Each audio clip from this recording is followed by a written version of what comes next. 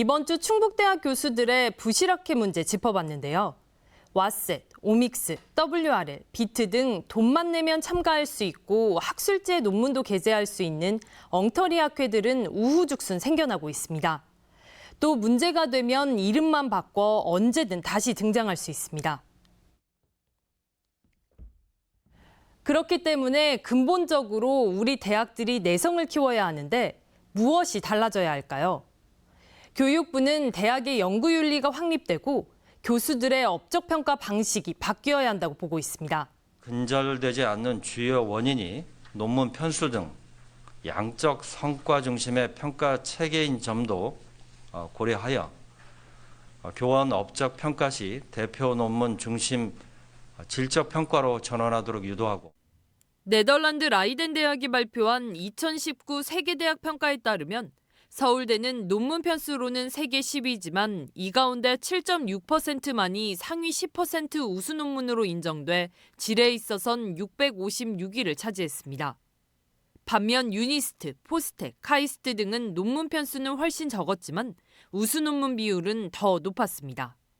양과 질이 비례하지 않는다는 것인데 양적 경쟁이 대학 평가와 교수 성과급을 좌우하는 현실부터 바뀌어야 한다는 목소리가 높습니다.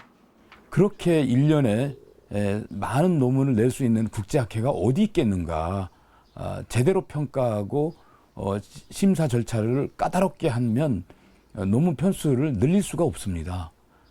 반대로 논문 편수를 늘린다는 것은 질을 떨어뜨릴 수밖에 없는 구조 속으로 빠져들게 돼 있다.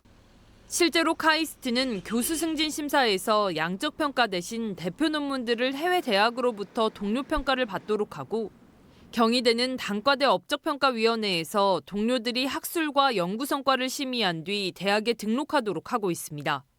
또 연구윤리를 강화하기 위해 석박사 대학원생들에게 관련 교과목을 필수 지정한 대학들도 있습니다.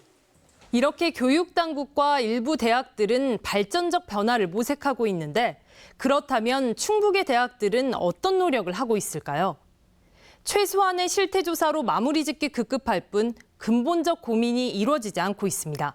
부실학회 확정 같은 거는 조금 아무래도 좀 시간이 걸리다 보니까 저희는 이제 자가 검증할 수 있도록 매뉴얼 배부하고 연구윤리 교육하고 이 정도 차원에서 윤리에게 아직은 강제적인 부분까지는 아니고 되도록이면 많이 참석하는 거를 유도를 하고 교육부에서 부실학회 예방 가이드 같은 거 보면은 저희도 교수님들 메일이나 홈페이지나 공문으로 시행해서 좀 적극적으로 좀 홍보를 하려고 하죠.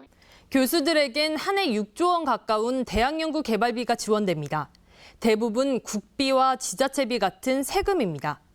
물론 국가 차원에서 대학연구윤리지원센터 전문기관 설치 등을 추진하고 있지만 대학에서도 연구윤리와 교원 평가 방식에 대한 고민이 있어야 한다는 지적이 강합니다. 자체의 윤리적인 판단 이런 것들을 좀 믿고 있었던 게 아닌가 그런 상황에서 이제 구멍이 생겼던 것 같습니다. 그래서 저는 이 부분에 대한 스스로의 윤리의식을 좀 바로 세우는 것들을 대학사회 내부가 지금부터라도 해야 된다라고 생각합니다.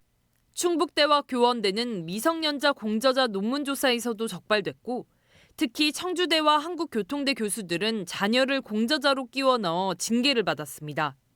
특히 교원 양성기관인 교원대에 대해 교육부는 오는 8월 말까지 특별감사를 벌이기로 했습니다. 교수들의 연구윤리 확립이 시급함을 보여주는 또 하나의 대목입니다. MBC 뉴스 조미입니다.